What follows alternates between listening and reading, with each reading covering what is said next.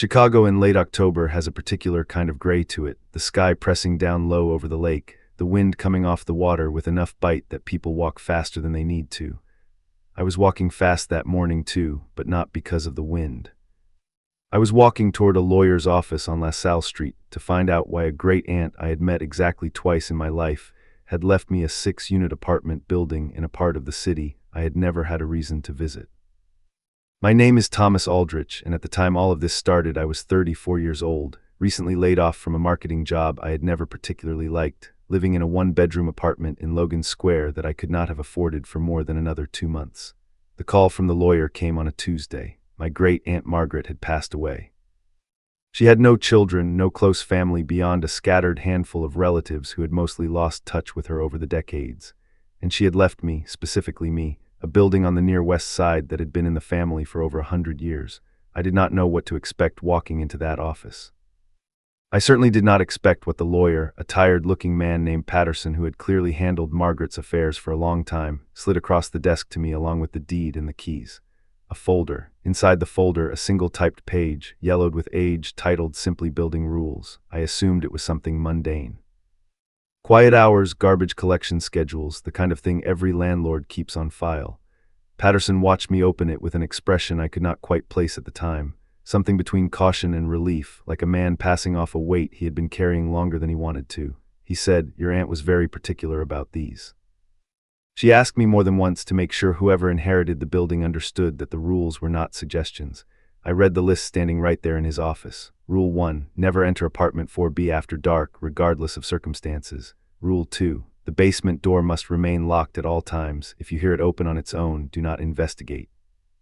Leave the building and return only after sunrise. Rule 3, tenant complaints about knocking from inside the walls are to be acknowledged but never followed up on. Do not attempt to locate the source. Rule 4, the building has 7 units on the official lease records. There are only 6 doors. Do not try to reconcile this discrepancy.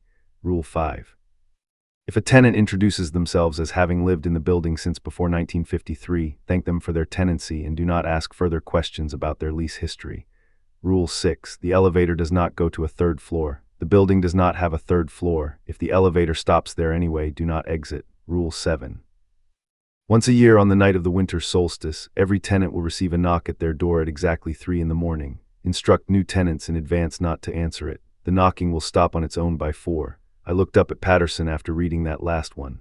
I asked him, only half joking, if this was some kind of elaborate prank my great-aunt had set up before she died.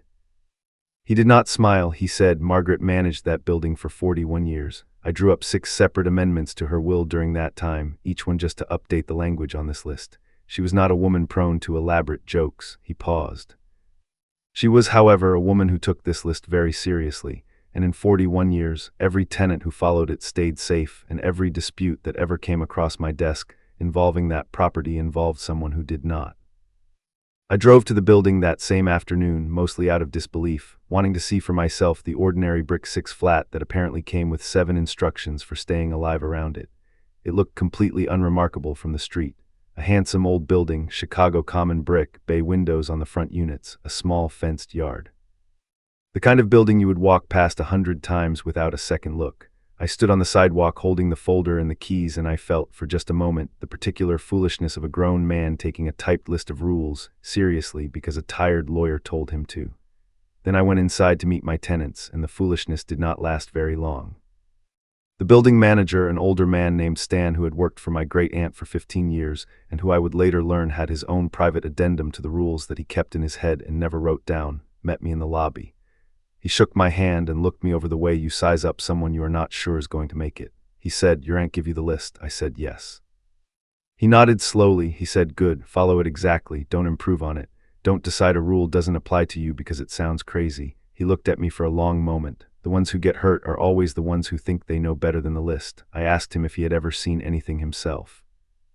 Anything that made him believe the rules were real instead of an old woman's eccentricity passed down as policy. Stan was quiet for a while. Then he said, "I've worked here 15 years. I've broken one rule one time in all that time." He held up a single finger once. I asked him which one. He looked toward the elevator at the end of the hall, the brass doors slightly tarnished with age, the call button glowing faintly orange in the dim lobby light. He said, "I'll tell you about the elevator, but you should sit down first." We sat down, he told me, and by the time he finished, I understood that I had not inherited a building. I had inherited a responsibility, with rules written by someone who had clearly learned every one of them the hard way, and I was about to learn whether I had the discipline to follow them, or the kind of curiosity that gets people who live alone in old buildings noticed by things that were better left unnoticed. I moved into the empty first-floor unit that same week. I told myself it was a temporary arrangement until I figured out what to do with the property. Sell it maybe once I understood what I was dealing with. Find a management company willing to take it off my hands. I am still there 2 years later. I have not sold it. I have not found a management company. What I found instead is that once you understand what a building like that actually is, walking away from it does not feel like an option anymore. Someone has to keep the list. Someone has to make sure the new tenants are told. Someone has to be in that lobby when the elevator stops on a floor that does not exist, ready to tell whoever is foolish enough to be standing there that the doors are about to close again and they need to let them. I am going to tell you what happened in my first year in that building.